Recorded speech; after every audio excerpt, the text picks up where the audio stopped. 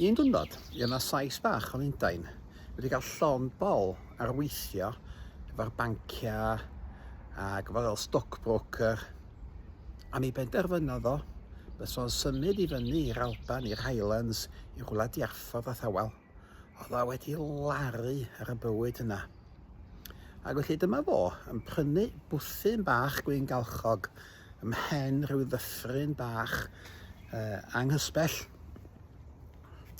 A dyna lle oedd o, ar y dydd Gwener cynta i fyny yn y tawelwch yma. Ista flaen y tân, copio'r Times gan fo, a gin and tonic ar fwrdd bach wrth i ochr. Gysyd i reit, dyma dwrw mawr yn dwad yn y tŷ. Chwyn yn curo ar y drws. Lly goda y Sais bach.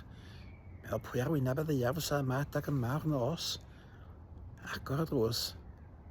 A mae'n diani pwy oedd yna, ond clamp o sgotyn mawr, un cyhyrog, barfog, locsyn coch gyda fo. O, hello, meddwl Sais bach. A dyma'r sgotyn yma, ysbio lawr yna fo, a dweud, helo, fi di dy gymydog di. Dwi di dwad i dy groesawu di i'r dyffryn. Wel, diolch yn fawr iawn, meddwl Sais. Dyna garedig o hynna chi. Ia. A dwi di dwad i dy wad di, i barti, meddwl fo. A'i lygu bach leision o'n pefrio. Wel, diolch yn fawr, meddwl Sais. Os ni wrth y modd dwad. Ia. Dwi'n cofio di, mi fydd na yfad mawr yma. Da ni'n arfer yfad i fyny fan hyn sti. Whisky. Ie, paid â phoeni am idda, meddwl Sais bach. A dwi di hen arfer sti. Digon o gin and tonic sydd awr yn Llundain ar ôl y gwaith i gyd. O, da iawn, meddwl Sgoti yma. Ia hefyd, meddwl fo.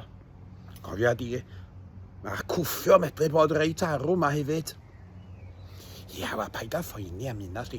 Nes i dipyn o baffio yn y coleg, meddwl Sais bach. O, da iawn, meddwl Sgotyn. O beth arall, meddwl fo, ei lygyd o'n gleiwi.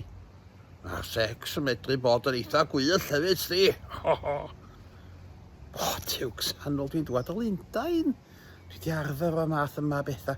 Dwi'n siarad chdi boeni am hynna o gwbl, meddwl Sais bach.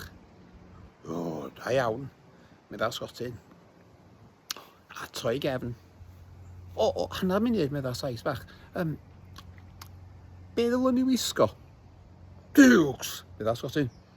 Paid ti a phoeni am hynna? Dim ond y chdi a fi fydd yno.